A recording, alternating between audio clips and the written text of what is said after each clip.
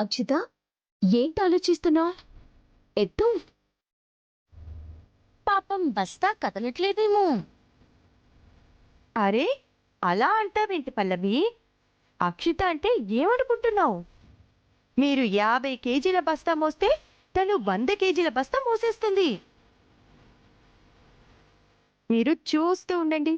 చిటికెన వేలితో బస్తాని తీసుకెళ్లి కిచెన్లో పెట్టేస్తుంది. అక్షిత, నేను నీకు సపోర్ట్ ఇస్తున్నాను. నువ్వు ఏమైనా చేయగలవు. కమాన్, తీసుకెళ్ళి తీసుకెళ్ళి తీసుకెళ్ళి.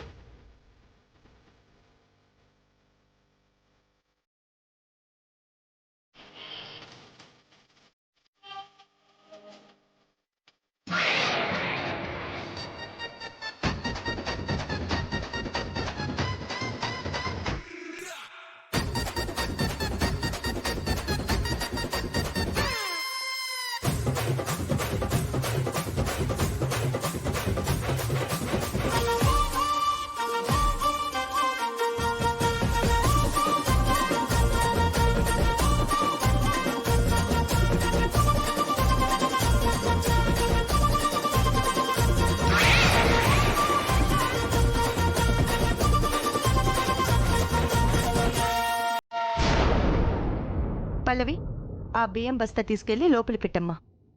అలాగే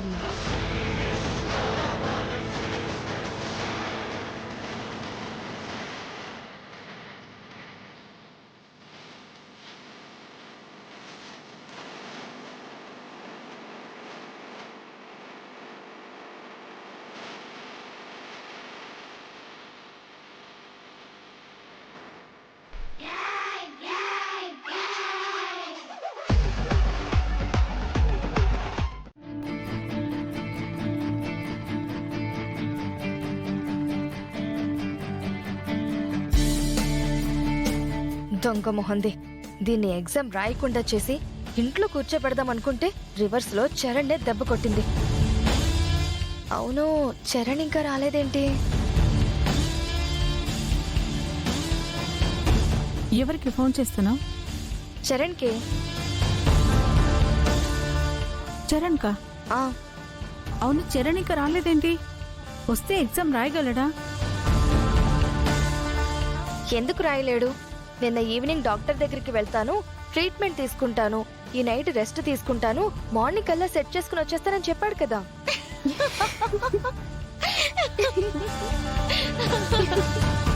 అవునవును, అతను అనుకుంటే అన్ని అయిపోతాయి మరి.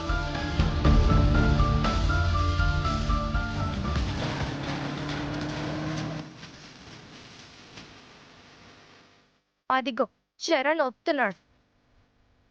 రికవరీ అయ్యాడని తెలిసి షాక్ అవుతారు మీరు.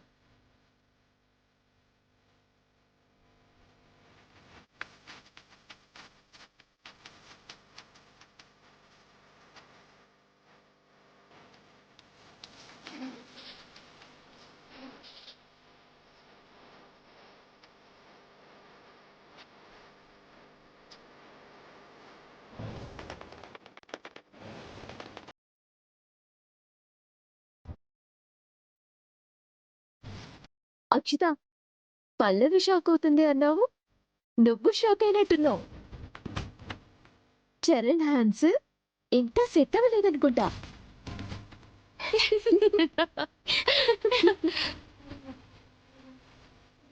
చరణ్, ఏంటి చరణ్ ఇది?